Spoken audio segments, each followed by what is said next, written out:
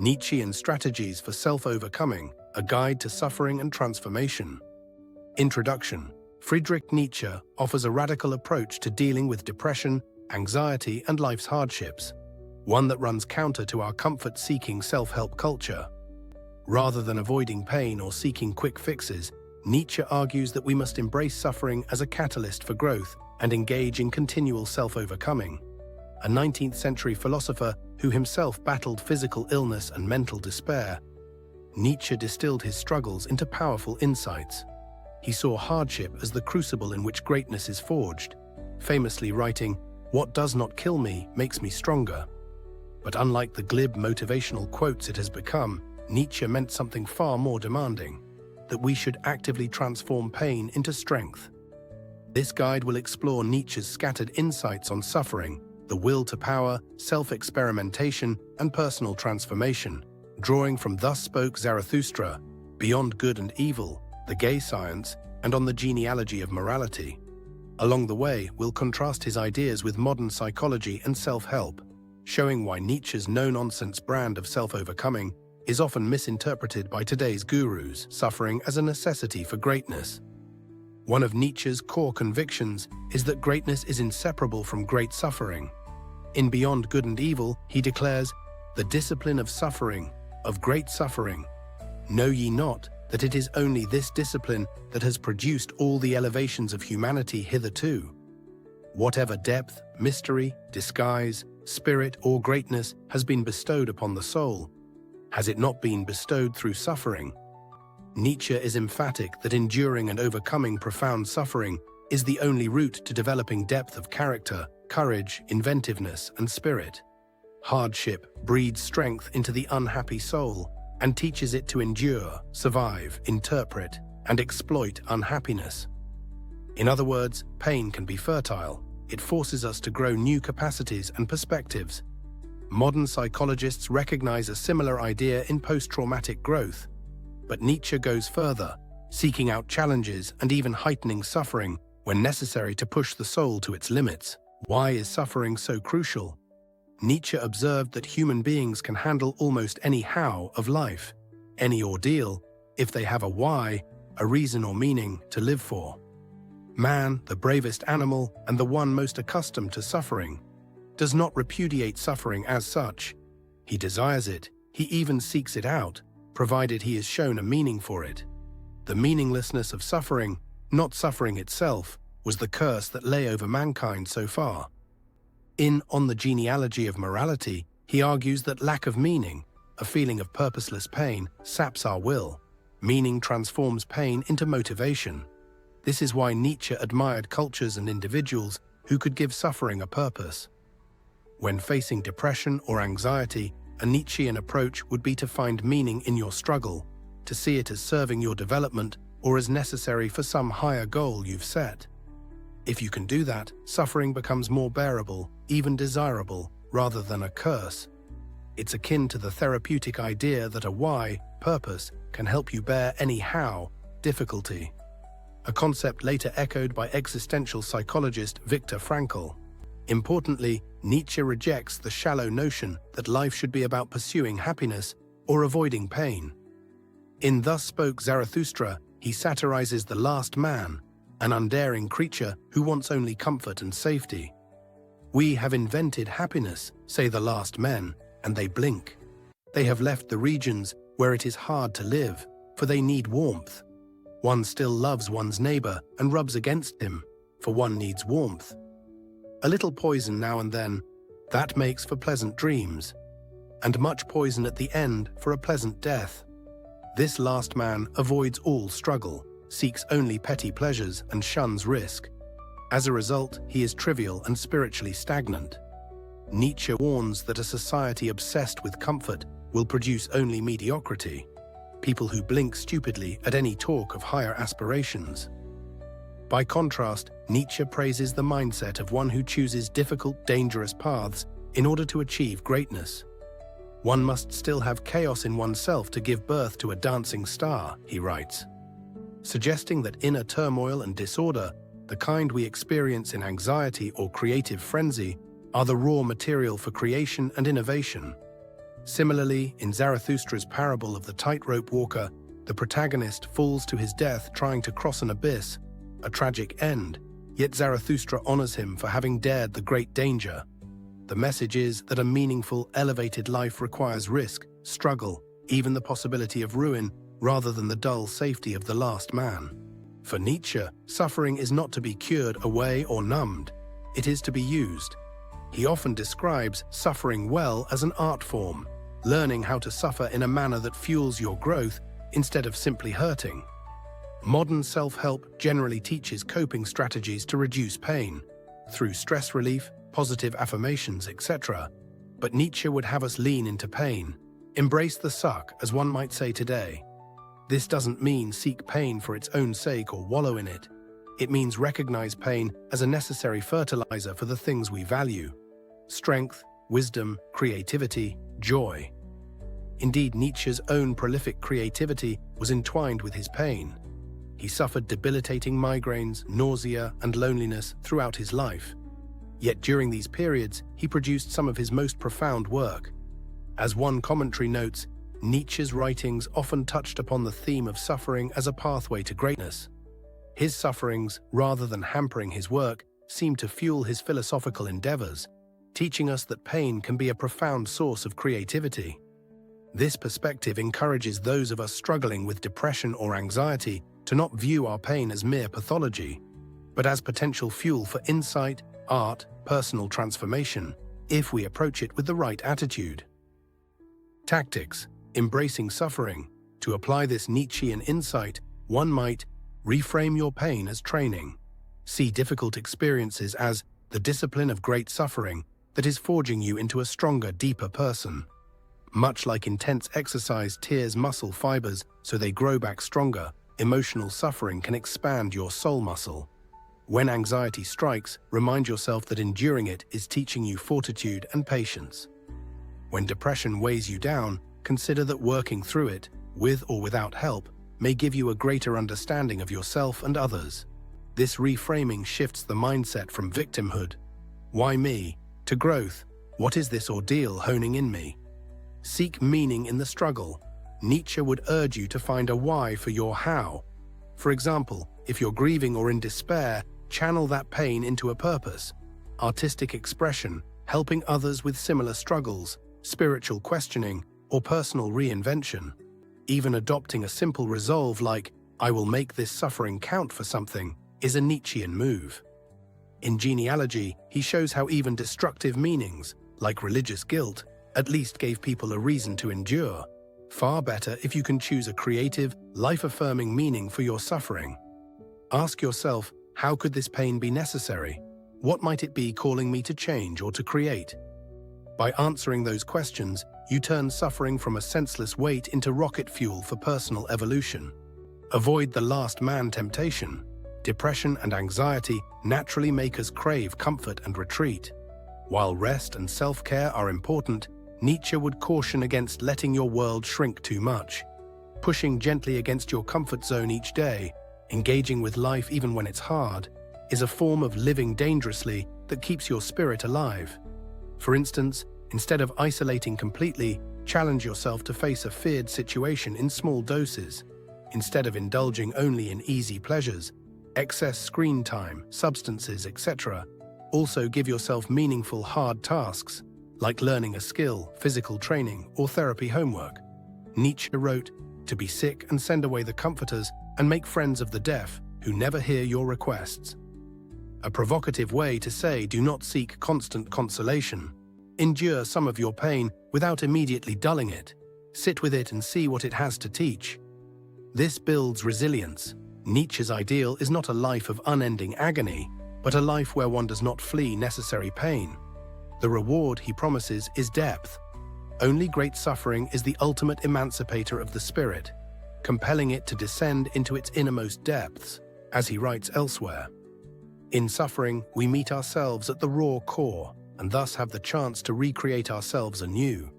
In sum, Nietzsche makes a startling demand: welcome suffering as an honor and necessity on the road to your personal greatness.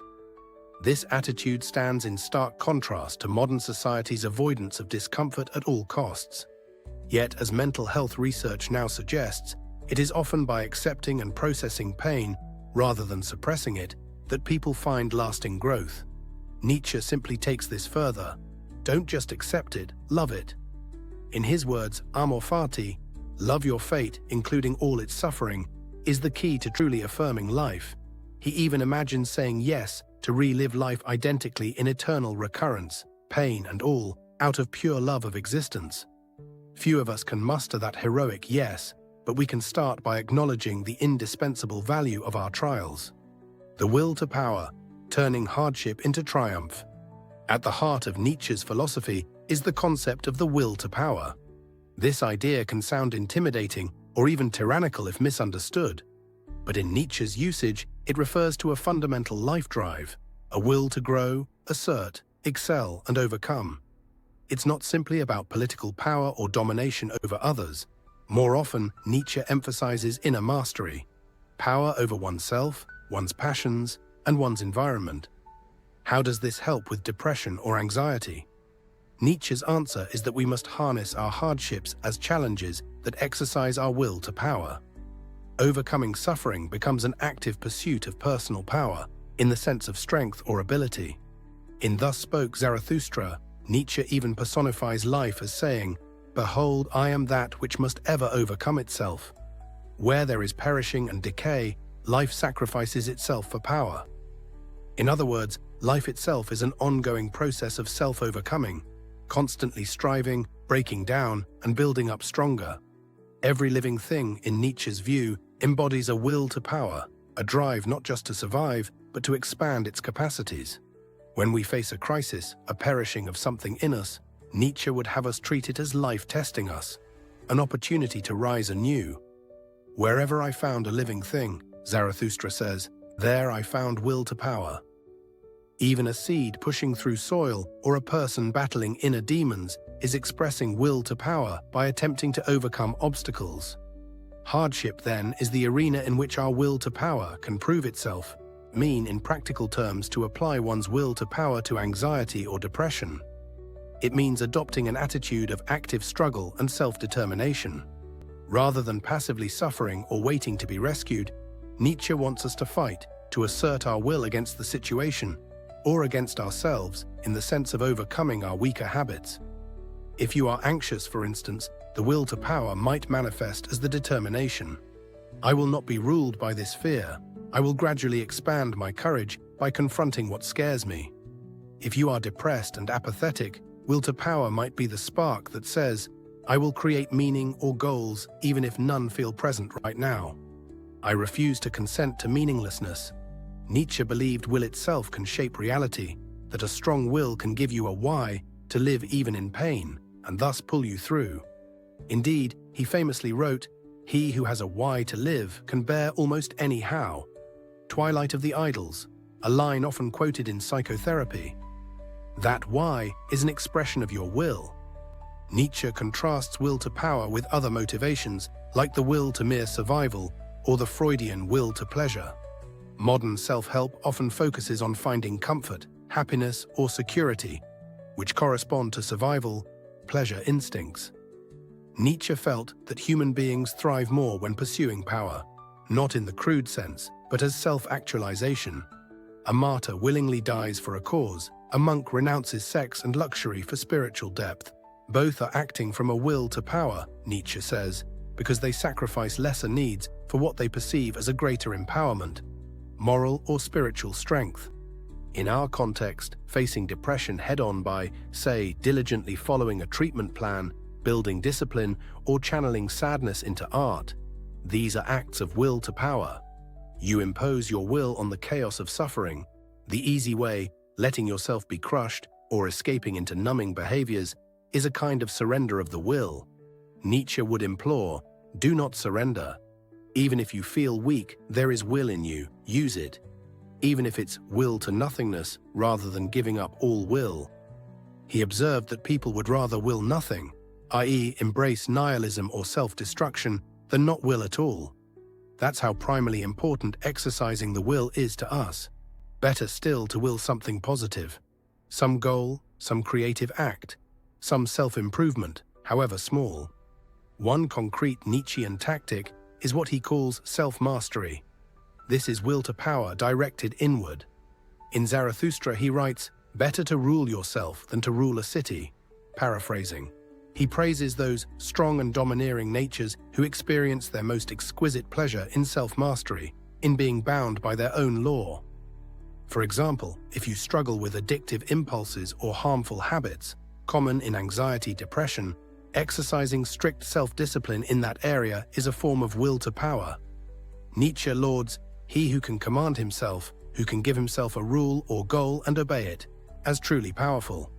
It's worth noting that modern psychology also recognizes the value of agency and active coping. Patients who take an active role in their therapy, setting goals, tracking progress, doing challenging exercises, often fare better than those who passively rely on the therapist to fix them. This resonates with Nietzsche's idea that you must essentially become your own master and physician. Nietzsche even sees creative reinterpretation of one's circumstances as an act of will to power. In Beyond Good and Evil, he describes how a noble spirit can interpret and exploit unhappiness. This means finding a way to turn misery to your advantage. For instance, a period of loneliness could be exploited by using the solitude to study, write, or reflect deeply, thus turning loneliness into productive solitude. A failure or rejection could be interpreted as freeing you from one path so you can pursue a better one. This mental alchemy, turning lead into gold, is very much in line with today's cognitive behavioral techniques of reframing negative thoughts. But Nietzsche frames it as the exercise of power. You assert your own value system onto events rather than accepting defeat. If something bad happens, you will that it shall make you stronger or wiser, and thereby make it so. Nietzsche's term, amor fati, love of fate, encapsulates this. My formula for greatness in a human being is amor fati, that one wants nothing to be different, not forward, not backward, not in all eternity, not merely bear what is necessary, still less conceal it, but love it. To love one's fate is the ultimate act of will, saying yes to everything that happens, resolving to use it for one's own growth. Tactics, will to power in action. Assert your will in small ways. Depression and anxiety often involve feeling helpless. Nietzsche would say, find any area, however small, where you can exercise your will. Set yourself a daily challenge, e.g., I will walk 20 minutes regardless of how I feel, or I will write a journal page of honest thoughts. By keeping that promise to yourself, you not only practice self-mastery, you also prove to yourself that your will is alive and effective. This builds the muscle of agency. As Nietzsche writes in Genealogy, the person who develops a memory of the will, the sovereign individual who can make promises to himself, achieves a unique freedom and confidence. GM 2.23. Start with promises to yourself that you can realistically keep. Each fulfilled commitment is an act of power that chips away at helplessness.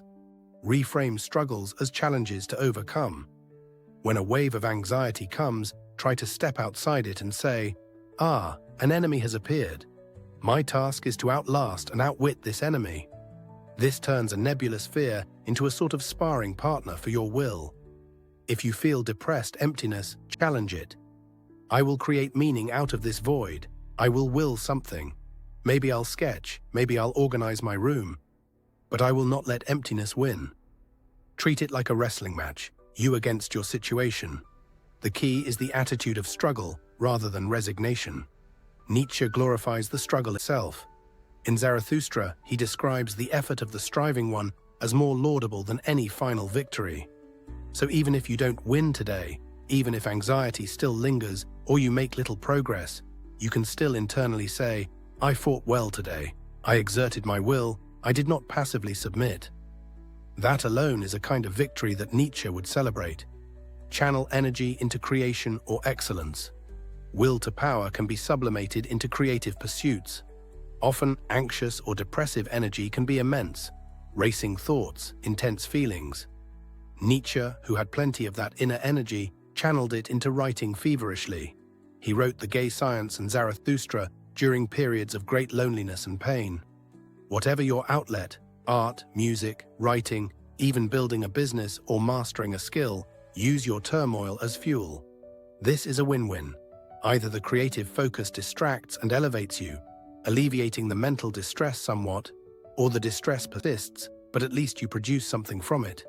Nietzsche would call this sublimation, akin to how will to power in an ascetic person gets redirected from bodily pleasures into intense spiritual practice.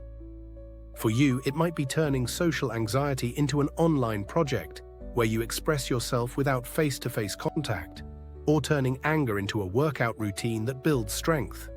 The point is to take the raw will, the emotion, the drive, and guide it somewhere constructive. Adopt a warrior mindset within. Nietzsche often uses warrior and conqueror metaphors for the soul's struggles. He calls upon a warlike spirit, not for literal violence, but for the inner fight. For instance, he says true philosophers are at war with their times and go against the grain. In your case, being warlike might mean refusing to identify as a victim. You can respect your challenges. Even a warrior knows fear and fatigue, but still tell yourself, I am a fighter, not a sufferer. Some therapists incorporate this idea by having clients visualize their struggle as a monster to be slain or a mountain to be climbed. Essentially, Nietzschean imagery. By seeing yourself as an active combatant, you invoke the will to power. Nietzsche's hero Zarathustra addresses the soul. Fight with yourself. What does your conscience say? You shall become who you are. This call to battle the self, our lower self or cowardice, echoes many spiritual traditions. But Nietzsche strips it of moralism and frames it as power-claiming. Feeling like a warrior can galvanize hope. No matter how bleak things get, the fight itself gives meaning. In summary, applying the will to power means treating life's challenges, including mental illness, as your sparring partners rather than unbeatable curses.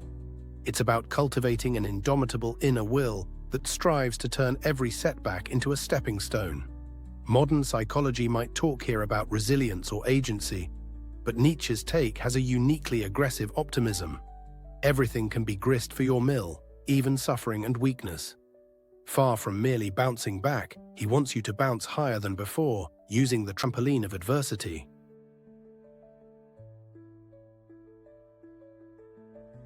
This is captured in his line, "What does not kill me makes me stronger." Not a bland cliché about resilience, but a literal instruction to come back stronger from every blow. As one commentator notes, Nietzsche refers predominantly to active processes of will formation and not to stoic regurgitation of life's wisdoms. In other words, it's not enough to passively withstand suffering. One must actively mold it into strength. It's a fierce doctrine, but also empowering, especially if you felt powerless. Nietzsche basically says, you have more power than you think, claim it, use it, and let no crisis go to waste. Self-experimentation and self-transformation as a way of life. If there is a method to Nietzsche's madness, it is experimentation on oneself.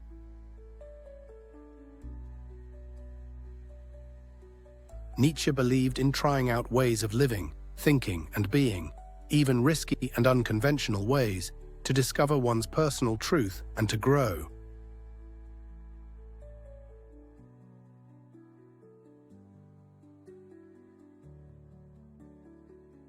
In The Gay Science, a book literally about the art of living, he exclaims, "For believe me, the secret for harvesting from existence the greatest fruitfulness and the greatest enjoyment is to live dangerously, build your cities on the slopes of Vesuvius, send your ships into uncharted seas."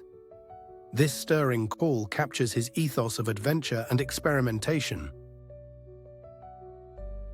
To live dangerously means to leave the comfort zone, to court uncertainty, and to treat life as a grand exploration.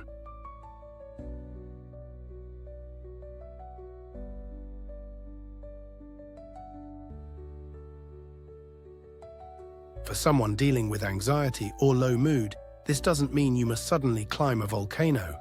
It means adopting a spirit of openness to experience and a willingness to experiment with new approaches, rather than clinging to what's familiar and safe, but stagnating. Nietzsche saw personal transformation as a continual process. You are always in the making. His famous parable of the three metamorphoses in Thus Spoke Zarathustra lays out a blueprint for self-transformation in 3 stages. Stage 1.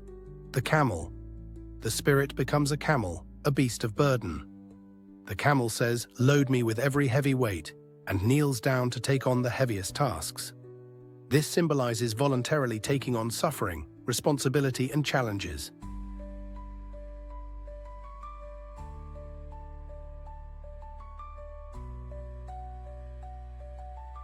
The camel stage for us might mean a period of intensive learning, discipline, or self-denial, shouldering the heavy load of therapy homework, facing painful truths about ourselves, or enduring hardship without complaint.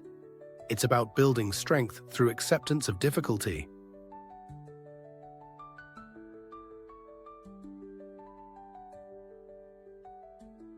For example, someone might camel by admitting they need help, humbling one's pride, or by diligently practicing coping skills every day even when it's tiring.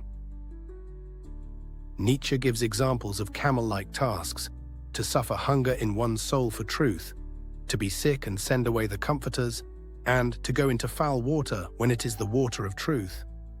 All these imply endurance and dedication to a higher goal. This stage corresponds to developing resilience and character, saying yes to the burdens that ultimately make you stronger. Stage 2. The lion. After bearing the load in the lonely desert, the camel transforms into a lion. The lion's task is to fight and slay the great dragon named Thou Shalt.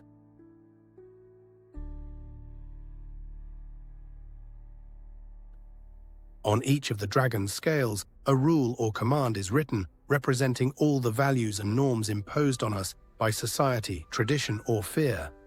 The lion says, "I will," declaring independence from all external shoulds.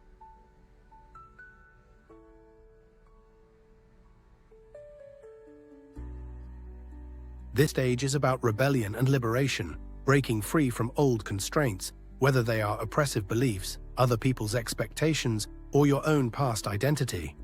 In personal development, the lion phase might mean you reach a point where you defy the narrative of being a sick or broken person. You assert, "I am not just a victim of my circumstances, I choose my direction." It could involve saying no. No to toxic relationships, no to self-destructive habits, no to values that don't truly serve you. If the camel was "Yes, I will bear this," the lion is a thunderous no to anything that stands in the way of the creation of self. Nietzsche thinks this boldness is necessary to create new values that even the lion cannot do, but to create freedom for oneself for new creation. That is the lion's role. In your journey, imagine finally roaring back at your inner critic or societal stigma. "Enough. I will determine my worth." It's a powerful emancipatory moment. Modern self-help might frame this as challenging limiting beliefs or assertiveness. Nietzsche frames it as slaying a dragon, a heroic confrontation with whatever enslaves your spirit. Stage 3. The child. Having secured its freedom, the lion then transforms into a child. The child symbolizes new creation, playfulness, and a sacred yes to life. Nietzsche describes the child as innocence and forgetting, a new beginning, a sport, a self-rolling wheel. Here, one creates new values and a fresh self, unburdened by the past. In practice, the child stage is when you reinvent yourself. After saying no to the old, you say yes to the new.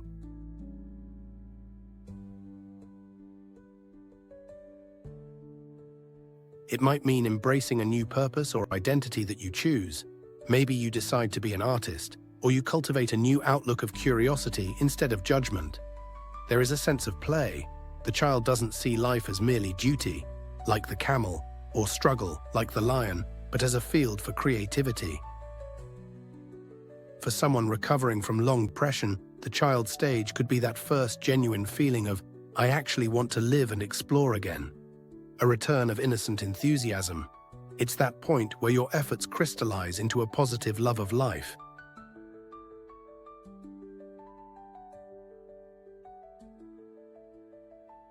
In therapy terms, this might be akin to inner child work, rediscovering joy. Or it might be akin to self-actualization, where you finally feel you're living authentically.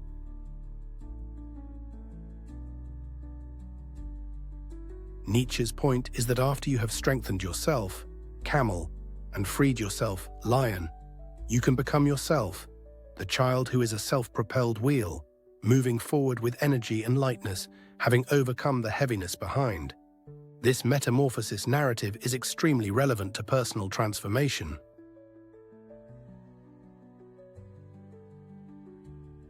It's Nietzsche's alternative to the linear healing model.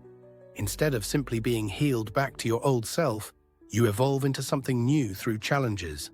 One can cycle through these stages multiple times in life.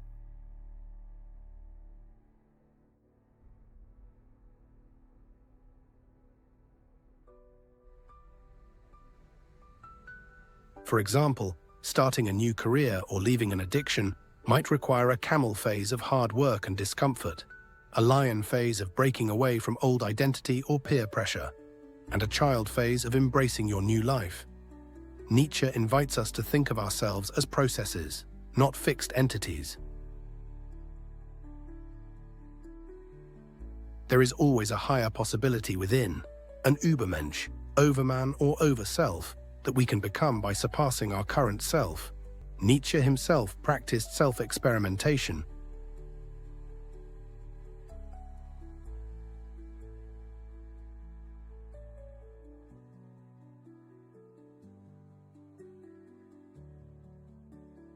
He exposed himself to solitude, living alone in Switzerland and Italy, to adversity, resigning his university post, wandering as an invalid, and he constantly tried on new philosophical positions in his books, like an actor playing different roles. He even described his writings as attempts, Versuche in German, which also means experiments. In The Gay Science, Nietzsche says, "We want to be the poets of our life, first of all in the smallest, most everyday matters." To be a poet of your life means to treat life as a creative experiment, where you are the artist and your behavior, habits, and choices are the materials. This flies in the face of any rigid program or one-size-fits-all cure. It's deeply personal.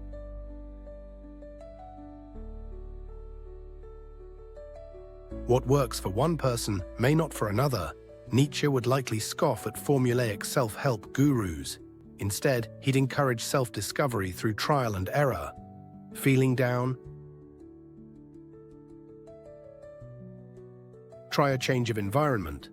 Nietzsche took off to the Alps or the seaside for his health. Feeling constrained by your routine?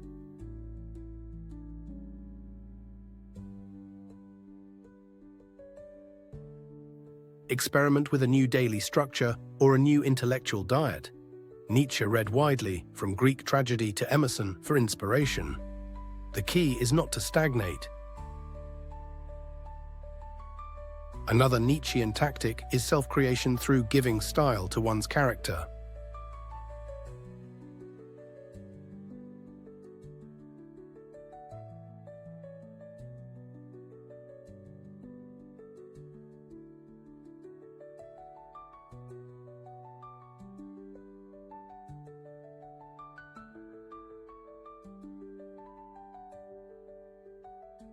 In The Gay Science section 290, he writes, "One thing is needful, to give style to one's character, a great and rare art. It is practiced by those who survey all the strengths and weaknesses of their nature and then fit them into an artistic plan until each appears as art and reason, and even weaknesses delight the eye. They, the strong, experience their most exquisite pleasure in self-mastery, in being bound by their own law." This is a remarkably practical piece of advice. Treat yourself as a work of art. Take an honest inventory of your qualities, including your flaws and quirks, and compose them into a coherent style of life. This might mean embracing certain weaknesses and foibles as part of your uniqueness, instead of feeling ashamed of them, or disguising and redirecting them in clever ways. Nietzsche says the weak hate this constraint of self-styling because it is hard and bitter for them to impose form on themselves. But the strong love the process of molding themselves, even if it's demanding.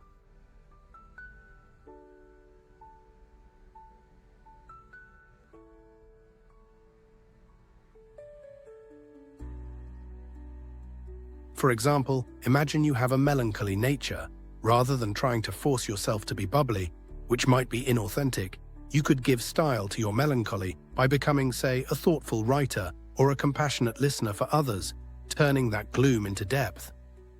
If you know you have a fiery temper, you might discipline yourself like a martial artist, channeling that fire into courageous leadership or advocacy for justice. In Nietzsche's view, everything in you can potentially be used, much like an artist uses every color, even shadows, to create a painting. The result is a self that feels intentional. This is a far cry from the passive idea of discover your true self, common in pop psychology. Nietzsche's create your true self is active. You decide what story to tell with the raw materials of your life. Tactics, self-transformation, and experimentation. Adopt an experimental mindset. Look at your life as a series of experiments rather than final verdicts.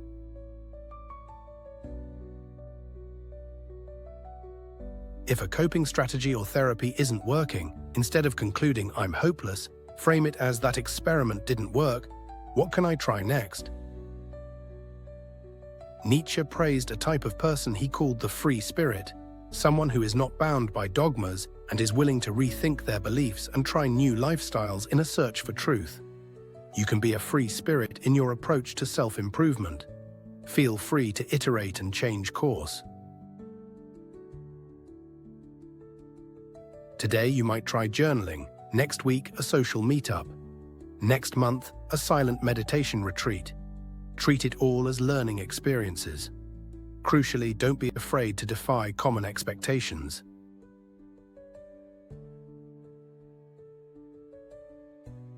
Nietzsche's own experiments, like his concept of the Ubermensch or eternal recurrence, were wildly outside the mainstream thinking of his time. In your case, an experiment might be as simple as doing the opposite of your usual habit one day, just to see what happens.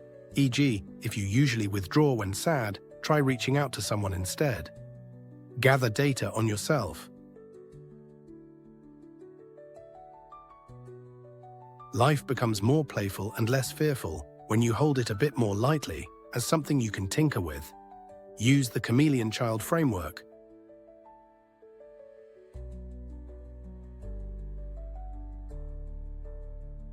When you're in a tough grind, studying, therapy, recovery, reassure yourself that this is the camel phase. It's supposed to feel heavy, but it's making you stronger. When you feel a surge of anger or independence, perhaps you're entering a lion phase. Use that energy to break free from an old shackle. Maybe a limiting belief like "I can't change," roar and prove it wrong. When you finally sense a breakthrough, a new enthusiasm or a sense of possibility, welcome the child phase. Don't be anxious that it won't last forever. The child spirit comes and goes, and you may cycle back to camel work again. The idea is to consciously recognize these stages and not lose hope. If you're slogging, camel, know that a liberating lion moment may be brewing. If you're rebelling, lion, remember to move forward into a creative project, child, rather than just destroy. If you're reveling in a creative flow, child, savor it, and don't be surprised if new challenges eventually arise, necessitating a new cycle. Nietzsche's model prevents you from expecting transformation to be linear. It's more like repeated metamorphosis. Embracing that can reduce frustration. Why am I struggling again? Because you might be taking on new, worthwhile burdens. Practice giving style to yourself. This is a very actionable exercise from Nietzsche. Sit down and write out your strengths and weaknesses, including emotional tendencies, talents, faults, values. Now imagine you are the designer of a character that is you. How would you arrange these traits into a beautiful or interesting whole? What could be the unifying theme or law of your personality?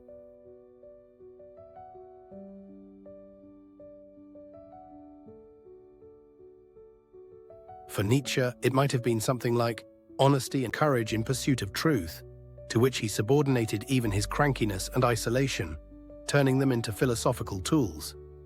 Your theme could be kindness, creativity, independence, faith, adventurousness, whatever resonates deeply. Aim for coherence. Try to align your actions and lifestyle with that through line, and find a place for your weaknesses in the design. Nietzsche suggests we can reinterpret what's ugly in us as something sublime in a different light.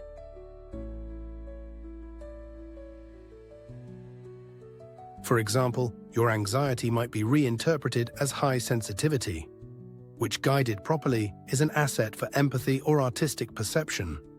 Your rebelliousness, perhaps seen as anger or defiance, can be recast as commitment to authenticity. By integrating these, you stop seeing parts of yourself as enemies. Instead, they become features of your unique style, your personal brand of flourishing. This exercise also gives you a sense of agency. You are composing your life like an artwork. It encourages consistency, living by an inner principle, but also creativity. You can always revise the design as you learn more about yourself. Embrace dying and becoming. Nietzsche often uses the metaphor of phoenix-like rebirth. You must be ready to burn yourself in your own flame.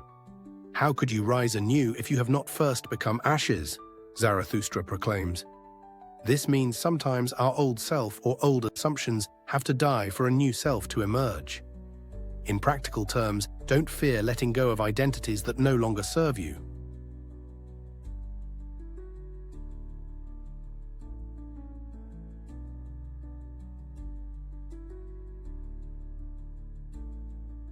For instance, you might have seen yourself as a failure because of past events. Nietzsche would say, burn that narrative. Or you might have to break down a comfortable but destructive routine, a burning process that is painful, to build a healthier life from the ashes. This is dramatic language, but anyone who has gone through a major life change, say, moving cities, changing careers, ending a codependent relationship, knows it often feels like a small death followed by a fresh start. Nietzsche celebrates this cycle of self-destruction for the sake of self-creation. If you find aspects of your life totally stifling, consider a bold change, an end followed by a new beginning. It could be internal, shedding an old belief system, or external, changing your scene. Nietzsche reminds us that transformation requires letting parts of us go. Like a snake shedding its skin, or as he puts it, carrying one's ashes to the mountain and creating a new flame. Yes, there is grief in letting an old part of you die, but Nietzsche's vision focuses on the rebirth. Keep eyes on what you will become.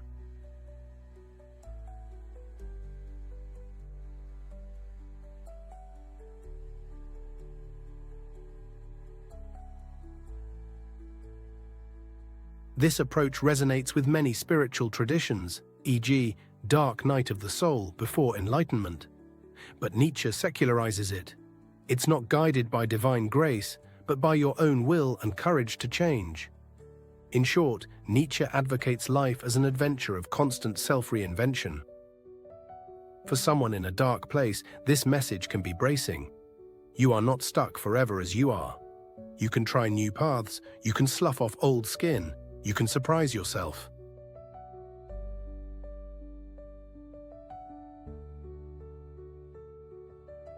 Many modern self-help systems, ironically, become very rigid, with strict morning routines, do's and don'ts, etc., whereas Nietzsche would encourage flexibility and bold experiments. If something isn't working, scrap it and try something else, but always with the aim of overcoming yourself. He even praises error as a necessary companion to growth. Through our mistakes, we learn. The only true mistake, in his eyes, is to live timidly and never find out what you are capable of. Or, as he put it in Thus Spoke Zarathustra, the secret of the greatest fruitfulness and the greatest enjoyment of existence is to live dangerously. That means a life rich in ups and downs, lessons and metamorphoses, the very opposite of a risk-free life of quiet desperation. Beyond therapy and depth psychology, Nietzsche's critique of soothing solutions.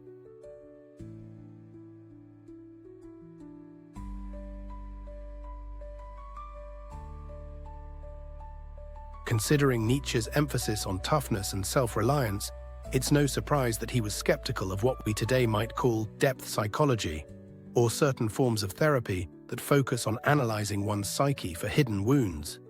It's not that Nietzsche was against psychology. On the contrary, he considered himself a deep psychologist of the human condition. He once wrote that psychology shall be recognized as the queen of sciences, because understanding the drives and emotions beneath morality was central to his philosophy. However, Nietzsche critiqued the idea of simply treating suffering by digging into its causes or by comforting the sufferer. He believed this often fails to address the root problem, which in his view is a lack of strength or meaningful goals, not a lack of self-knowledge per se.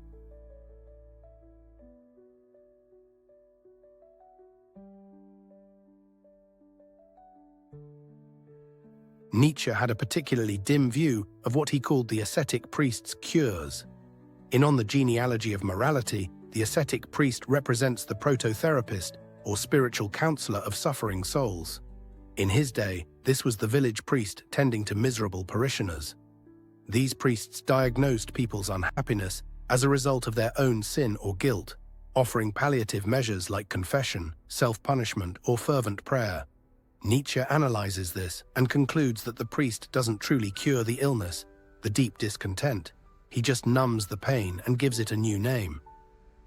It is here that the ascetic priest provides the sufferer with not only a means for deadening the pain, but also a meaning for his suffering, explains one summary of Nietzsche's view.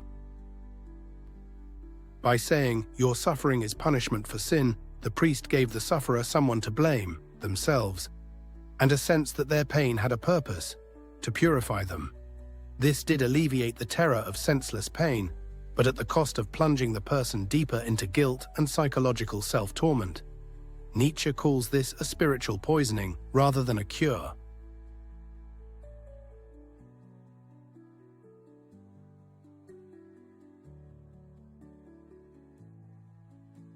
Now, modern depth psychology, like Freudian or Jungian analysis, is obviously different in content. It might tell you your suffering stems from childhood trauma or unconscious conflicts, rather than from sin, but Nietzsche's critique can still apply. Simply unearthing the origin of your anguish, the depth cause, doesn't automatically free you from it. In fact, Nietzsche might say that endless self-analysis can become a new form of ascetic fixation, where you're always dissecting yourself, perhaps wallowing in past injuries or becoming neurotically self-focused. Nietzsche worried about what he termed ressentiment, a state where suppressed resentment and hurt fester because one can't move on. Ironically, some therapeutic introspection can feed a kind of ressentiment toward one's parents, society, or oneself, continually reopening old wounds. Nietzsche would likely argue that at a certain point, one has to stop diagnosing and start creating, otherwise you get stuck in what he called the swamp of self-pity. Not his phrase, but captures his sentiment about excessive pity. He famously declared, "Pity makes suffering contagious."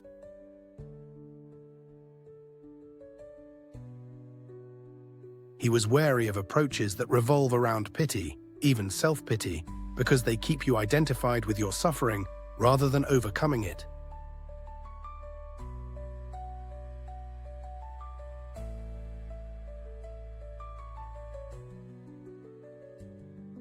Consider how Nietzsche might view the common therapeutic idea that you need to fully feel and understand your pain to heal. He would partially agree, yes, confront the truth of your pain, don't live in denial.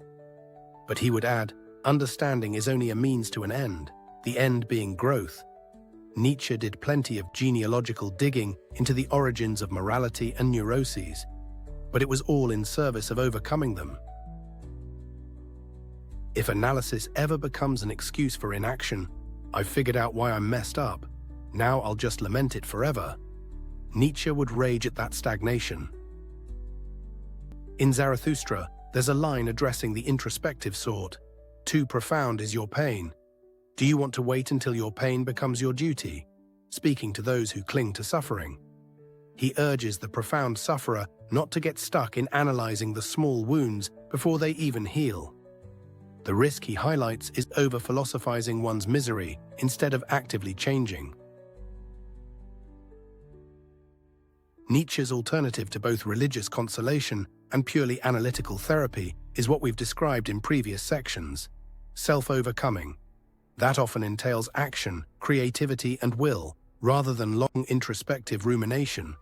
He even extolled forgetfulness as an active faculty of health.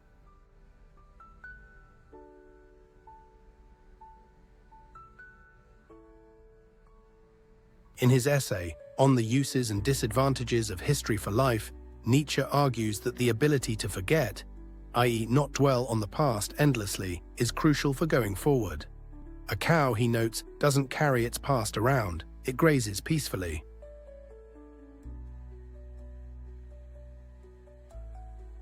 While humans shouldn't be cows intellectually, there's a lesson. A certain innocence of the heart, a capacity to draw a curtain over the past, is vital to renewal.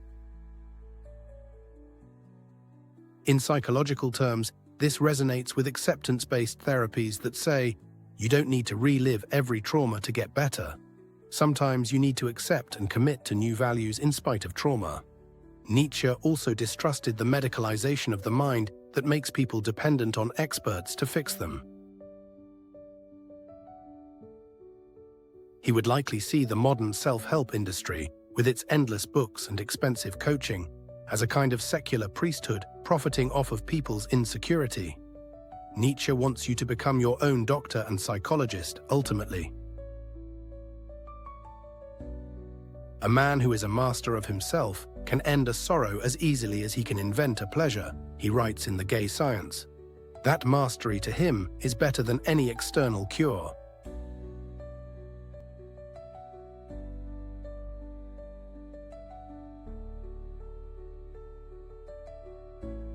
He took inspiration from ancient Stoics who practiced self-therapy by tough reasoning and will, but Nietzsche's version is more fluid and aesthetic, as we saw.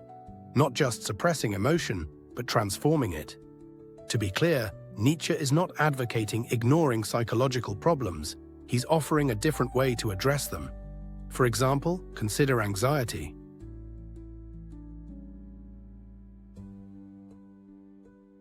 A depth psychology approach might dig into your childhood to find why you're anxious, or look at your unconscious fears. A Nietzschean approach would say, regardless of why, you have this energy of anxiety. Now what will you do with it?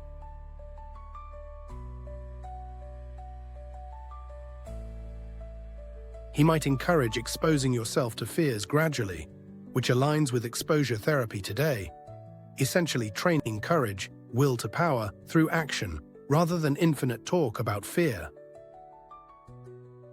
For depression, a Nietzschean might focus less on origins, like chemical imbalance or trauma, and more on shifting perspective. Can you create a spark of meaning, a project, a goal that can lure you forward? Nietzsche believed lack of purpose is soul-killing, so he'd likely push a depressed person to take on a task, even a heavy, daunting one, to give structure and meaning, rather than solely introspecting on why they feel empty.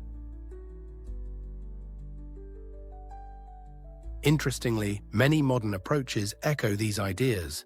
Behavioral activation, doing positive activities to lift mood, meaning-centered therapy, a la Viktor Frankl, and resilience training all emphasize action and purpose over deep analysis. Nietzsche anticipated this by criticizing the 19th century precursors of psychotherapy for being too backward-looking and pity-oriented.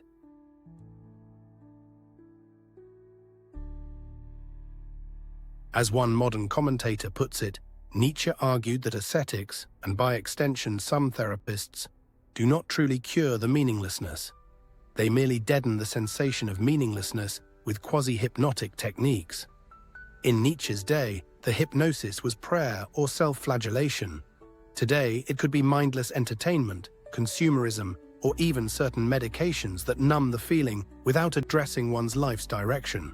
Nietzsche would ask, is your treatment making you more alive and powerful, or just making you comfortably numb? Finally, Nietzsche's critique of depth psychology ties to his larger rejection of simple narratives of healing. He distrusted any approach that promised a final cure or a utopia of the soul. Life, for him, is inherently dynamic and often tragic. You don't fix life, you live it and overcome again and again.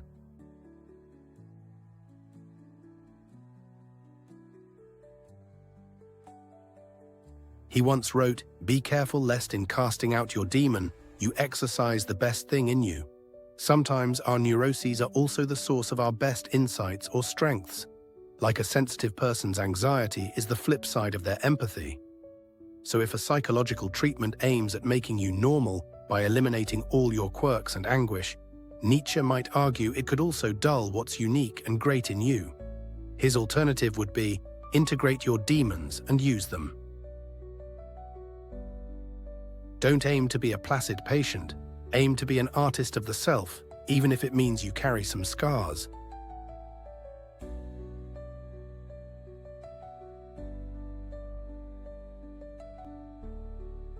In this sense, his approach diverges from curative depth psychology and aligns more with existential and humanistic therapies that emphasize growth, authenticity, and embracing one's whole self, light and dark.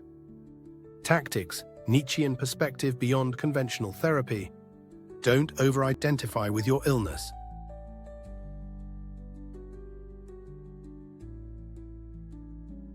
Nietzsche would caution against turning your depression or anxiety into your entire identity or a badge of victimhood.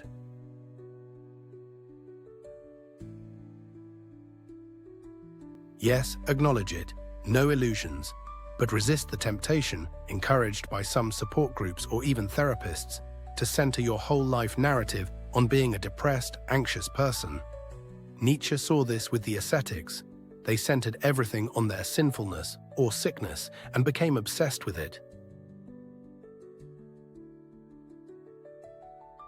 Instead, try to see your mental health struggle as one aspect of you, perhaps even a stimulus to other aspects. Creativity, philosophy, etc., but not the definition of you. You are also a seeker, a potential creator, a friend, a lover of something. Feed those identities too. Practically, this might mean spending time in activities or roles where you feel competent and not ill, e.g., a hobby, work, helping someone else, so you remember you're more than your pain. Use professional help as training, not crutch. Nietzsche is not telling you to shun therapy or meds if they help. He was a philologist, not a medical doctor. But his attitude suggests, if you do use therapy, treat it as a means to empower yourself as a launchpad. For example, if you see a therapist, don't expect them to fix you. Rather, use the sessions to gain tools. Service and preparation. Psychology is a tool. Then apply those tools boldly in your life outside therapy. Nietzsche respected those who take responsibility.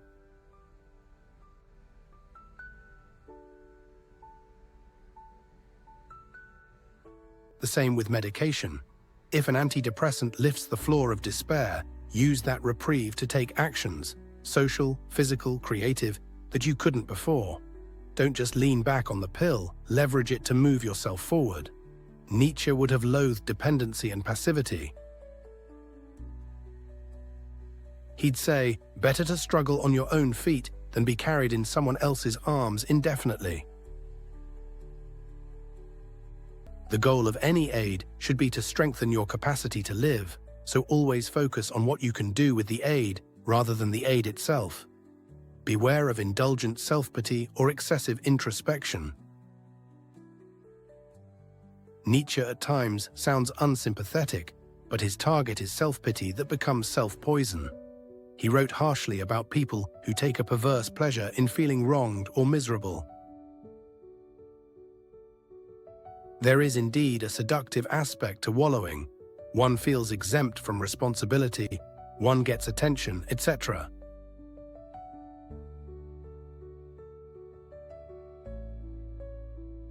Nietzsche would urge brutally, don't enjoy your own suffering too much. In practice, if you catch yourself continuously complaining or ruminating without seeking change, it's a sign to apply some tough love to yourself. This might mean setting a worry time limit each day, or pushing yourself to engage with the external world, where real dragons to slay exist, instead of looping over internal woes endlessly.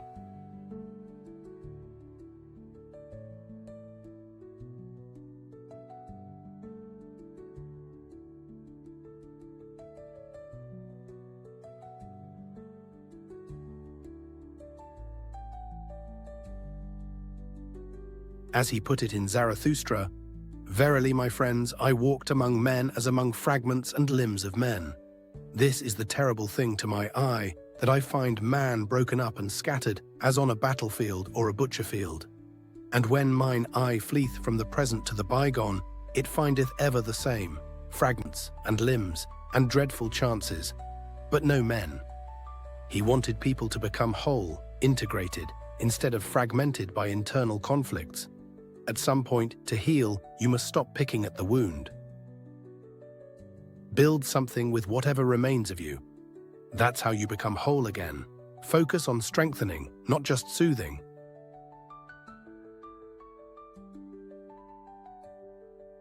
If you find certain therapeutic or self-help practices are just making you comfortably complacent, mix in some that challenge you. Nietzsche criticized the late 19th century culture, and we can extend it to ours, for seeking instant relief, like taking opiates for any ache.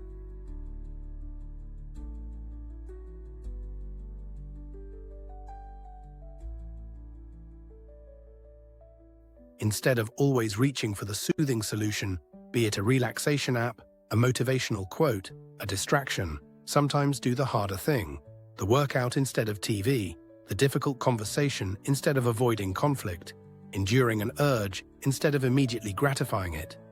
These inoculate you with small doses of stress that build immunity. Nietzsche might liken it to callousing the mind. Little by little, you become anti-fragile, gaining from stress. Modern psychology supports this. Exposure therapy for phobias, tolerating distress in DBT therapy. These techniques work by strengthening through discomfort. Nietzsche's whole life philosophy is that controlled doses of struggle are the only way to achieve anything worthwhile. So evaluate your healing practices. Is it all pampering and validating? Or do you also have elements that push you to grow? Aim for a balance that tilts toward growth when you're able.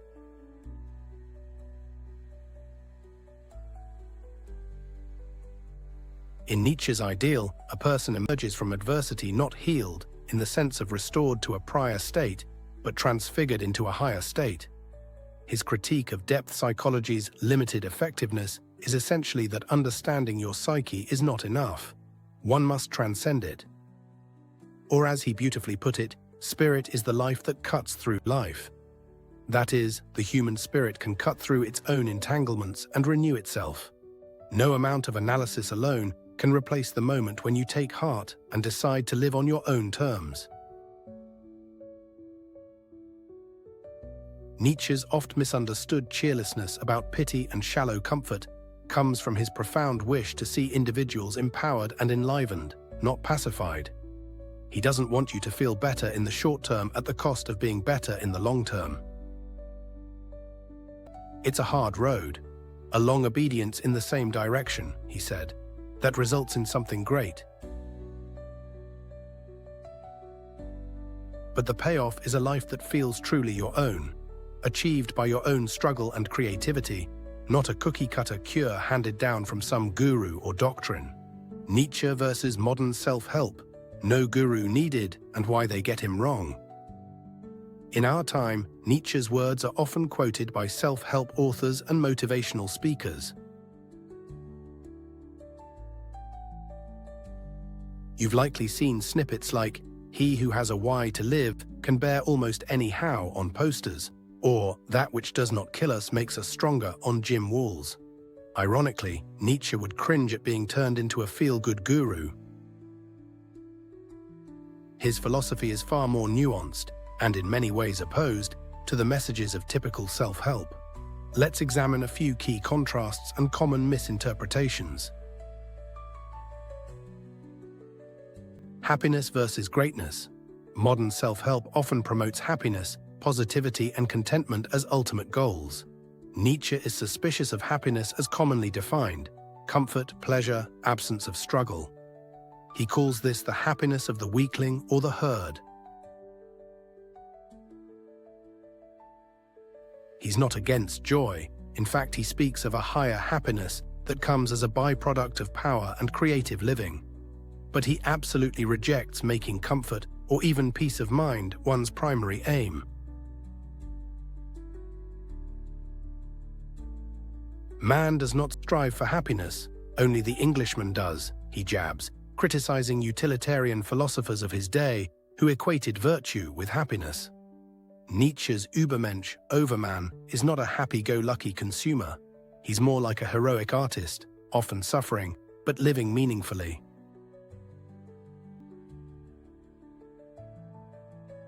So while many gurus emphasize avoid negativity, just think positive, Nietzsche says embrace the negative, use it. His ideal individual says yes to the full catastrophe of life, not just the sunny parts. That's why many self-help writers sanitize Nietzsche, cherry-picking the empowering lines but leaving out the parts about pain, sacrifice, and elitism.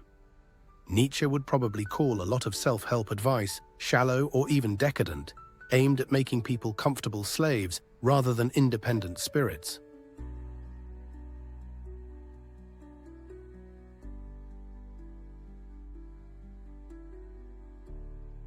As one commentator notes, Nietzsche's drastic quotes lose their sting in our culture of affluence. People quote, "What does not kill me makes me stronger," and nod, but they interpret it as a simplistic cheer for resilience, missing that Nietzsche literally meant one should seek out ordeals to toughen up.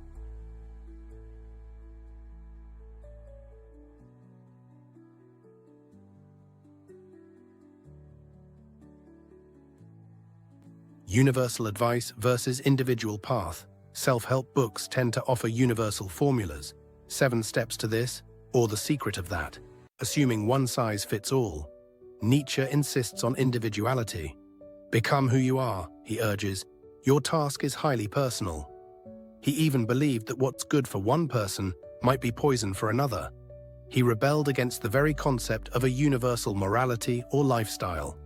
Many gurus, in trying to profit from a large audience, dilute their message to something widely applicable. Nietzsche intentionally wrote in a way that speaks deeply to certain people and alienates others. He knew most would misunderstand him, and he was right. For personal development, this means Nietzsche would tell you, don't follow the herd. Beware of pop gurus who claim to have the answer for everyone, especially if they co-opt Nietzsche. For example, some motivational speakers twist Nietzsche's will to power into a banal message of ambition and assertiveness in business, or misconstrue the Ubermensch as just being ultra-successful or alpha. Nietzsche's actual concept of the Übermensch is spiritual, existential, not about money or fame at all. It's about creating new values for a collapsing culture, a far cry from, say, becoming a millionaire or biohacking your diet. So Nietzsche would say, find your own way, use his writings and any advice as inspiration or provocation, not gospel. If something a self-help book says doesn't ring true to your soul, discard it. Nietzsche certainly discarded societal norms that didn't fit him. He essentially gives you permission to be weird in the service of your growth. Misinterpretation of key ideas. Let's address a few famous Nietzschean ideas that get misused. Will to power.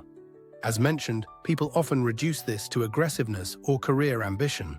Self-help might say, assert your will to power by demanding that raise, or dominate your market. Nietzsche's will to power is a cosmic principle and a psychological insight, not a how-to for corporate ladder climbing. For Nietzsche, a scholar seeking knowledge, an artist perfecting her craft, or an ascetic monk renouncing pleasure, all are exercising will to power in their way. It's about self-mastery and expansion of self, not necessarily domination over others. In fact, Nietzsche praises overcoming inner resistance more than conquering enemies. Many gurus miss that subtlety. So a Nietzschean approach to power is inward-focused. How can I overcome my weaknesses? How can I enlarge my spirit? Not, how can I control external outcomes? Ironically, by focusing on the former, one often gains a better handle on life than those fixated on the latter. Ubermensch, overman, superman. Pop culture often equates this with some kind of superhuman achiever, or even a eugenics ideal, misused terribly by the Nazis. Self-help speakers sometimes say, become the Übermensch of your own life, unleash your full potential. But Nietzsche's Übermensch is a visionary concept tied to overcoming the nihilism of his time. It's not just self-improvement, it's almost mythological, a creator of new values that will redeem existence. Nietzsche did not think everyone could or should be an Übermensch. In fact, he thought it would be extremely rare and certainly not achievable by following a 10-step plan. So any guru selling Ubermensch training is peddling a fantasy. For the average person, which is fine to be, the relevant takeaway is to strive to overcome the human all-to-human aspects of yourself, your pettiness, your herd conformity, your avoidance of truth, and move towards the ideal of a freer, braver, more creative spirit. That's a lifelong effort, not a seminar result. What does not kill me makes me stronger. We've touched on this, a slogan now often used superficially. Nietzsche meant it as almost a dare to fate, a willingness to face even the most harrowing trials because they have the potential to elevate you. It's not literally true in every case, some trauma can also weaken, but Nietzsche's point is that attitude matters. If you embrace the challenge in the trauma, you can emerge stronger. Modern self-help often uses the phrase to encourage perseverance, which is fine, but they leave out that you must actively work to translate pain into strength. It's not automatic. Nietzsche would say, you have to will that transformation. Stand face to face with what hurt you and say, I am going to turn you into fuel. Without that will, what doesn't kill you might actually make you weaker or bitter. So Nietzsche's teaching is more nuanced and demanding than the catchphrase suggests. As one writer noted, Nietzsche was referring to active will formation rather than a passive toughness. Today's gurus often preach resilience as an almost mechanical outcome, bounce back and you're stronger. Nietzsche says, no, only if you integrate the experience consciously and overcome it, do you become stronger. Big difference. Effort and danger versus quick and easy. Nietzsche's program, if it can be called that, is hard. He literally tells us to live on the edge, build your house on Vesuvius, etc. Modern self-help, in trying to appeal to consumers, sometimes overemphasizes ease. Follow your passion and the money will come. Think positive and you'll attract positive. Or they offer overly simplistic life hacks. Nietzsche has no illusions that there is a shortcut. He writes for those willing to sweat, bleed, and perhaps even go a bit mad in the pursuit of self-overcoming. As the Philosopher's Shirt blog wittily observed, the masses want self-optimization without effort, and certainly without danger to body and soul. Nietzsche would probably laugh at things like comfort zone challenges, where the danger is minimal. He intends real metamorphosis, which is never risk-free. This doesn't mean you should do reckless things for the heck of it, but it does mean that if you're following Nietzsche, expect your journey to be strenuous and at times lonely. It's not a feel-good path day to day, though ultimately it aims at a higher form of satisfaction than complacency. So Nietzsche would criticize the modern obsession with immediate gratification. A lot of self-help plays into that. Do X and you'll feel better right now. Nietzsche says, do what is necessary to become better, even if it hurts right now. That's a stark contrast. One focuses on short-term mood, the other on long-term greatness. Elitism and misreading of guru role. Nietzsche is often misread by self-help gurus who portray him as if he were encouraging mass self-improvement. In truth, Nietzsche believed in an aristocracy of spirit. He did not think every person would undertake the arduous path of self-overcoming. In fact, he thought most wouldn't and perhaps shouldn't. He had harsh words for the rabble and the idea of equality in spiritual matters. This is uncomfortable, but it's a reminder. Nietzsche is not trying to be everyone's life coach. He wrote, "I am a forest and a night of dark trees, but he who is not afraid of my darkness will find banks full of roses under my cypresses." He knew his message is for those not afraid of darkness, i.e., those willing to confront unpleasant truths and sacrifice naive comforts. Self-help gurus, by contrast, often claim everyone can follow their program and become high achievers. Nietzsche would likely accuse them of pandering to the crowd, telling them flattering lies. For instance, some motivational speakers say, "Everyone has an inner greatness, you just need to unleash it." Nietzsche might respond, "Greatness is rare and comes at a price. Stop selling sweet dreams." This isn't to discourage anyone. In fact, one could use Nietzsche's elitism as a spur. Why shouldn't I be one of those rare ones who aim higher? I'll prove that I can. Nietzsche does invite readers to distinguish themselves from the herd, but the point is, he refuses to dilute the difficulty to gain a mass following. As a result, many followers of Nietzsche actually follow a watered-down version filtered through more palatable philosophies. If you want to truly adopt Nietzschean self-overcoming, you must accept it's a demanding, self-directed road, not a cozy group seminar. Integrity versus hype, Nietzsche prized honesty with oneself above comforting delusion. Modern self-help sometimes encourages a kind of fake it till you make it, or vision boards that border on delusion, e.g., The Secret's law of attraction. If you believe you're wealthy, the universe will deliver. Nietzsche would ridicule magical thinking outright. He calls for truthfulness and honesty as hard virtues, being willing to see the ugly truth about life and about yourself, rather than gloss it over with affirmations. For example, if one is behaving cowardly, Nietzsche prefers you call it by its name and then overcome it, rather than relabel it as, "I'm just being cautious." He would find euphemisms contemptible. Therefore, a Nietzschean self-help guide would probably start by confronting you with uncomfortable truths about your situation, much like a tough coach or drill sergeant, whereas many popular self-help books begin by emphasizing that it's not your fault, and you're wonderful as you are.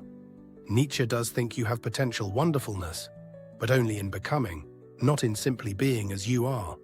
He once signed a letter, Dionysus against the crucified, meaning he stands for life in all its tough, ecstatic reality, Dionysus, as opposed to a pity-based, sign-obsessed ethos, the crucified, i.e. Christ. In self-help terms, he'd be against a therapeutic culture that excessively mollycoddles and for a reality-based culture that pushes you to evolve. To sum up, Nietzsche's philosophy defies the cookie-cutter, commercialized nature of modern self-help.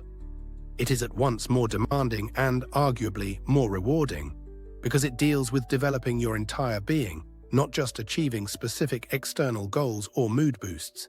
If many gurus misinterpret him, it's often because they take the surface of his ideas, the inspiring sound bites, without the depth, the rigorous, often uncomfortable implications. They turn self-overcoming into a synonym for career success or positive thinking, missing that Nietzsche literally means overcoming oneself, a possibly painful rebirth. Nietzsche would probably urge anyone reading self-help books, including this guide, to maintain a healthy skepticism and self-think. No shepherd and one herd. Each one wants the same. Each is the same. Whoever feels different goes voluntarily into the madhouse. He mocks the last men. So if a popular idea doesn't sit right with you, trust your instincts and be different. He'd prefer you to be a madhouse case by society's standards, but true to yourself, than a well-adjusted conformist with no original life. Tactics: navigating self-help with Nietzsche in mind. Use Nietzsche as a reality check. When you come across an easy answer or a sugar-coated philosophy, counter it with a Nietzschean question. What does this require me to sacrifice or endure? Am I being lied to, even with good intentions, about the cost? Nietzsche said, "All things excellent are as difficult as they are rare." If something promises excellence with ease, raise an eyebrow. Remember the live dangerously ethos. Growth likely won't happen in total comfort. So even as you consume optimistic or gentle advice, which has its place, keep an edge of Nietzschean toughness. Don't let comfort become your only metric of what's good for you. Cultivate individual solutions. By all means, learn from others. Nietzsche learned from Schopenhauer, Emerson, the ancient Greeks, etc. But assemble your own approach. Nietzsche's ideal reader reads himself into the text, meaning you take what resonates and leave the rest. You might combine a bit of Stoicism, a bit of Nietzsche, a bit of therapy, and your personal experiences into a unique brew that works for you. That's in the spirit of be the poet of your life. If a guru says something like, "My way is the only way," Nietzsche would likely label them a new pseudo-messiah to be avoided. He often criticized the charisma of prophets and the blind followers it creates. Better to be a follower of yourself. Don't shy from the dark stuff. Nietzsche's work can be very dark. Talk of nihilism, death of God, eternal suffering, etc., but he faces it to transcend it. Self-help that is all brightness can ring false when you're in a dark night of the soul. In those moments, Nietzsche can be a bracing companion because he validates how hard and dreadful life can feel, and then challenges you to say yes to it anyway. He wrote, "Terrible experiences pose the riddle whether the one who experiences them isn't something terrible also. It's a provocative statement that if you go through hell, you might discover a demon in yourself. But maybe you can harness that demon." Compare that to a platitude like "everything happens for a reason," which might just make you feel worse if you can't see a reason. Nietzsche would rather you create the reason. The takeaway: do not paper over your existential doubts or anguish. Confront them, perhaps with Nietzsche's writings for company, and you may find a more authentic path forward than any quick motivational fix could offer. Aim for greatness, not normalcy. This is controversial, but Nietzsche really challenges us to reconsider goals. Modern self-help often aims to help people function well in society, to be happy workers, good parents, etc. Those are worthy aims, but Nietzsche asks, what about great artists, great innovators, free spirits who change the world? If you feel deep down that you are called to something uncommon, Nietzsche is your patron saint. He gives you permission to prioritize that over fitting in. Many gurus will encourage balancing your dreams with social expectations, which is sensible in many cases. Nietzsche almost encourages imbalance if it means pursuing a higher calling. He writes in Zarathustra about giving a meaning to the earth by creating the Ubermensch. It's grandiose, but it ignites imagination. Not everyone resonates with that. Some just want relief from suffering, which is fine. But if you suspect that your depression or angst partly comes from living a life too small or inauthentic for you, then a Nietzschean approach would be to indeed take the risk to pursue something great, even if it's difficult or socially frowned on. For one person, that might mean switching careers in midlife to do something they're passionate about. For another, it might mean leaving a comfortable situation to travel or study or create. It's the lion saying "I will" to its own ideal. Nietzsche basically says, better to live a life you consider great, by your own values, and suffer for it, than to live a life of conventional contentment that leaves your spirit underutilized. This is not typical mental health advice. Clinicians often focus on helping someone be stable. Nietzsche focuses on helping someone be exceptional in their own way. It's up to you to find the balance, but Nietzsche reminds us not to forget the quest for excellence and authenticity while we seek health. Keep a sense of humor and adventure. It might surprise some that Nietzsche, amid all his intensity, also advises a kind of lightness. He loved dancing as a metaphor. "I would only believe in a god who could dance," he quipped. He prided himself on writing with wit and irony. This is something that aligns with good self-help. Don't take yourself so seriously that you can't laugh. Nietzsche's child stage is playful. After the trials, one is like a child at play, saying a sacred yes to the world. So while Nietzsche berated comfort, he didn't mean life should be perpetual grim struggle. The point of struggle is to be able to affirm life joyfully. The Ubermensch is often depicted as laughing, a deep laughter born from overcoming tragedy. So too, allow yourself joy and humor as they come. Nietzsche's own writings, after all, are exuberant and passionate, not dry and dour. He called himself a disciple of Dionysus, the god of festivity. Thus, a Nietzschean life is not one of dour self-flagellation. It's more like a wild dance that includes leaps and stumbles.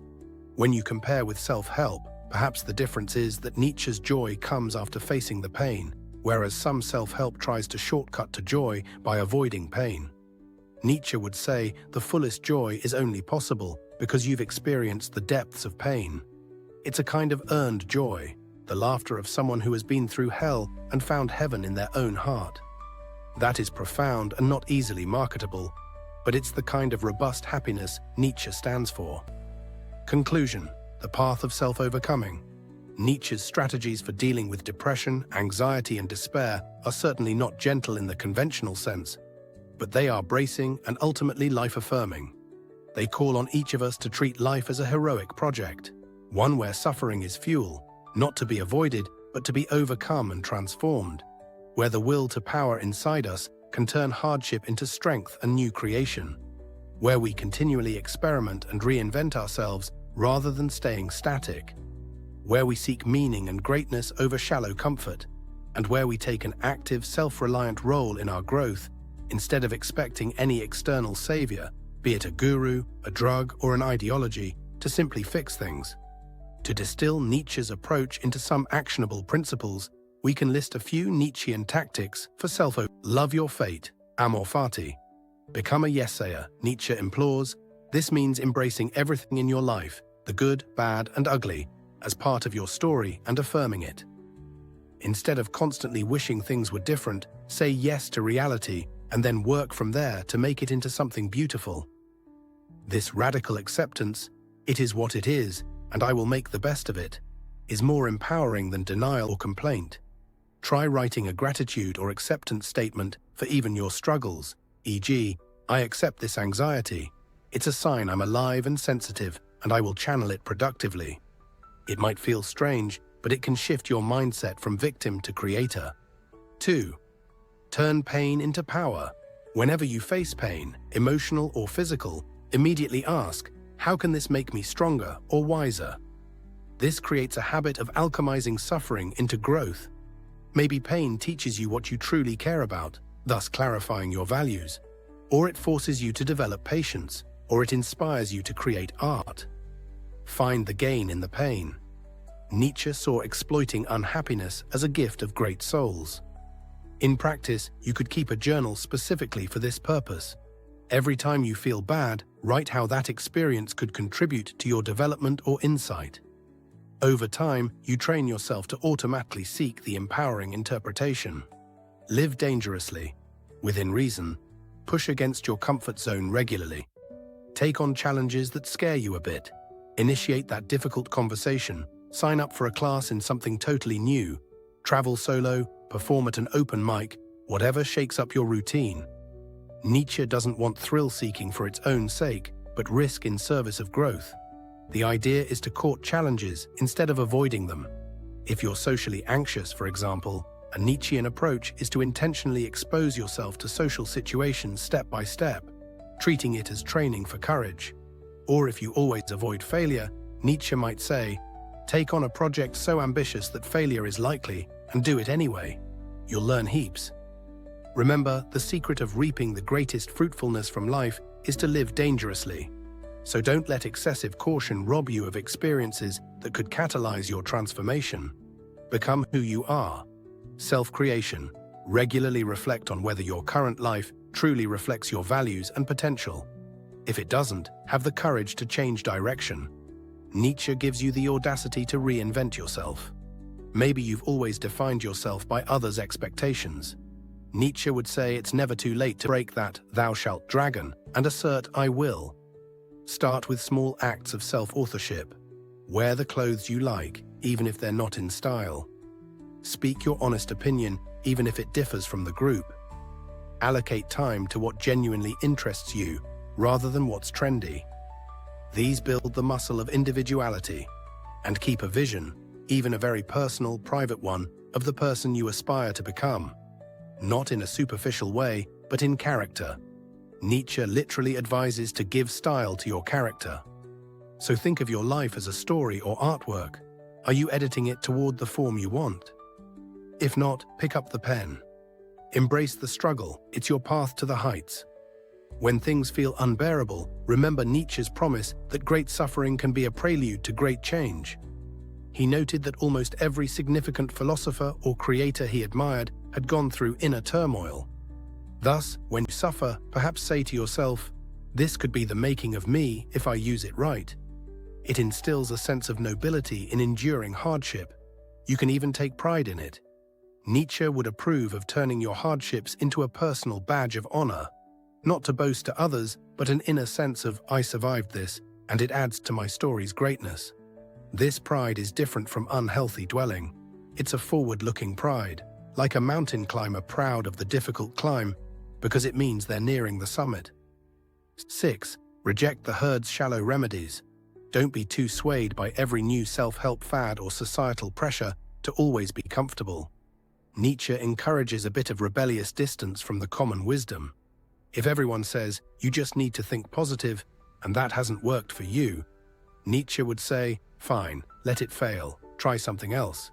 Perhaps confront some negative truths instead, and see if that liberates you."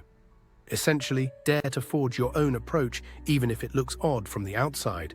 The last men will shake their heads because you choose a harder or different way. But it's your life, not theirs. Nietzsche's life was considered very odd by his peers, a nomadic loner who wrote strange, prophetic books. Yet he became one of the most original minds in history. Don't be afraid to be a bit mad by normal standards if it's a sane course for your soul. In navigating mental health and personal growth, a Nietzschean approach ultimately empowers you to be the hero of your own story, rather than a patient awaiting cure or a follower of someone else's program. It is not an easy path, Nietzsche never said it was, but for those who resonate with it, it can turn life's every trial into a step on an upward climb. It's a philosophy that can appeal to anyone tired of platitudes and ready to confront life's realities head-on. And it's surprisingly consonant with some modern findings. For instance, research on resilience shows that those who find meaning in hardship cope much better, which echoes Nietzsche's point about meaning and suffering. Psychologists talk about post-traumatic growth, which is basically, what doesn't kill me makes me stronger, validated. Nietzsche was, in many ways, ahead of his time in understanding the psyche. Of course, Nietzsche's approach should be balanced with compassion and basic care for oneself. He didn't explicitly talk about things like rest, friendship, or love in the context of healing, and his own life lacked some of these, but that doesn't mean a Nietzschean must be an island. It simply means that even in caring for yourself gently, you maintain that overarching drive to come out stronger and wiser. You don't pamper yourself to remain weak. You recharge yourself to continue growing. In conclusion, Nietzsche offers a robust toolkit for those seeking not just to alleviate depression or anxiety, but to transform it into a springboard for a richer life. His strategies, embracing suffering, exercising will to power, self-experimentation, skeptical analysis of comforting lies, and self-overcoming, form a cohesive approach to personal transformation. It's an approach that doesn't promise quick fixes or universal happiness. Instead, it promises that if you commit to self-overcoming, you may find something better than superficial happiness, a deep sense of purpose, power, and authenticity that can weather any storm. As Nietzsche writes in Thus Spoke Zarathustra, man is a rope tied between beast and Ubermensch, a rope over an abyss. What is great in man is that he is a bridge and not an end. We are all bridges, always in transition, always crossing over an abyss on our way to becoming something more. The Nietzschean challenge is to keep walking, wobbles and all, and even dance on that rope, transforming every misstep into a new move, until one day you look back and realize how far you've come.